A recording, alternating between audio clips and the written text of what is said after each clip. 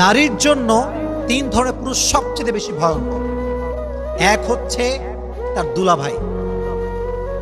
এক নম্বরে কে? দুলাভাই। কিছু কিছু বিষয় ভাই কি জানেন, উপরে পরিষ্কার ভেতরে কালো। কিছু কিছু মানুষ দেখবেন উপরে ফিটফাট ভেতরে চদরখাট। তো দুলাভাই এবং শালীর সম্পর্ক খুবই কমন একটা রিলেশন। দুলাভাই বেড়াইতে আসে, কি খবর শালী, ভালো আছো? শালীও মাশাআল্লাহ, দুলাভাই ভুলেই গিয়েছেন, কলই করেন না। তো এই যে রিলেশনশিপটা দেখবেন খুবই পারমিসিবল। আব্বাও কিছু বলে না, মাও কিছু বলে না, আরে দুলাভাই তো বলুক, কথা, সমস্যা কি? কিন্তু এই কথা বলার মাঝ দিয়েই জেনা হয়ে যায়, অন্যায় হয়ে যায়, ব্যভিচার হয়ে যায়, ঠিক না বলে? এক নাম্বার পুরুষ হচ্ছে দুলাভাই। এক নাম্বার কি? দুলাভাই। বোনেরা আমার, আপনার দুলাভাই আপনার জাহান্নামে যাওয়ার কারণ হবে।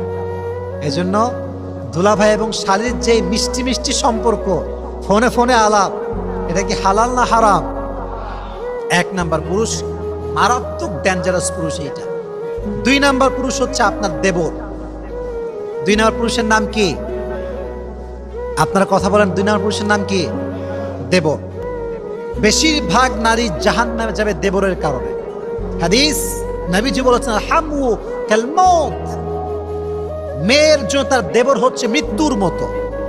মাঝে মাঝে দেখবেন যখন বিয়ে করে ভাই, নিয়ে আসছে বাসাতে বউ, কিন্তু বউ যখন অবাধে চলাফেরা করছে,